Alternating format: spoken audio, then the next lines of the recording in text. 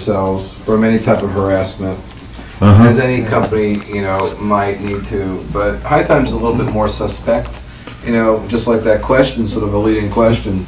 Everybody would think.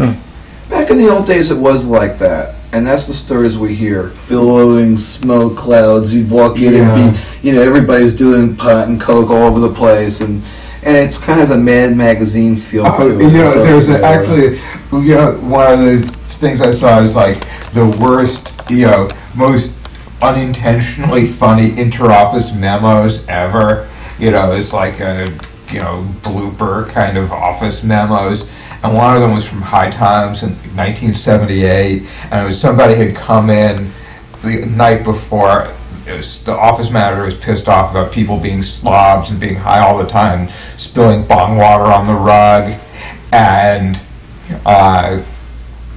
you know, somebody, the cover was that somebody had come in the night before and done Quaaludes and thrown up on the rug, and she Holy cow. That really put the icing on the cake.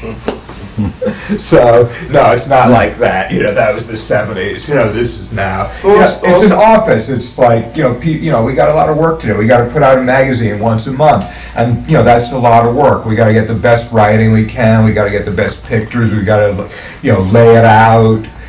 You know, it's, you know, the art, you know, we have bud shots, you blow them up, you can see like every detail in the plant. The architecture goes berserk, like, oh, that plant's mold, you know, it's like we put a bud shot that's moldy, you know, or a plant with mites on it, people are gonna write in to complain. So, you know, even like the bud shots, a lot of work is gonna go into it. And, you know, writing it, so I've had people come in like, what, you do real reporting here? Yeah, of course we do real reporting here, you know, because if we don't cover it, like, who will? But haven't you all covered some pretty unusual stories and some interesting and different individuals over the years? Can you comment? There really are a lot of years. I mean, you know, my history or the magazine's history, you know, it's a different thing. I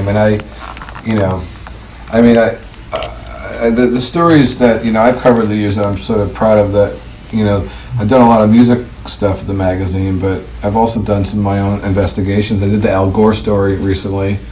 I did the Kurt Cobain story, you know, so I've latched on to a couple of, you know, investigative pieces over the years, you know, from on my end. But I mean, High Times, I mean, Andrew Weil used to write for High Times. I mean, the history of High Times is so vast and deep. So many good people came out of High Times going back to, you know, the origins of the magazine. And so, I mean, I look at Andrew Weil on TV and I see him with his long beard and he's so sculpted with that look of his, and, you know, it's just, you know, do they know where he, I mean, he looks like a hippie guru to begin with. Yeah.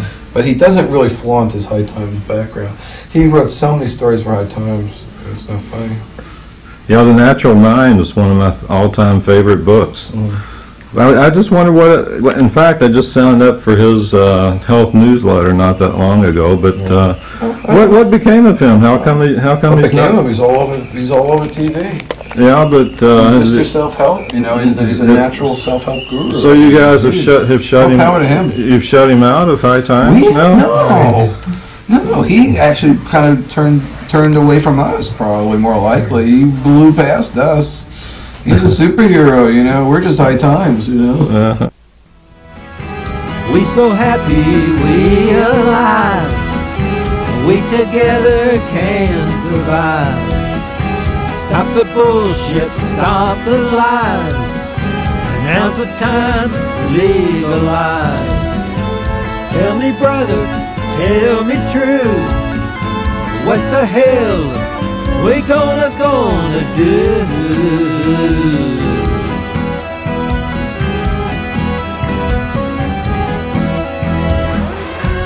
Remember the days we saw purple haze. 1 and 1 and 1 is 3. Hey, hey, baby, what you do to me?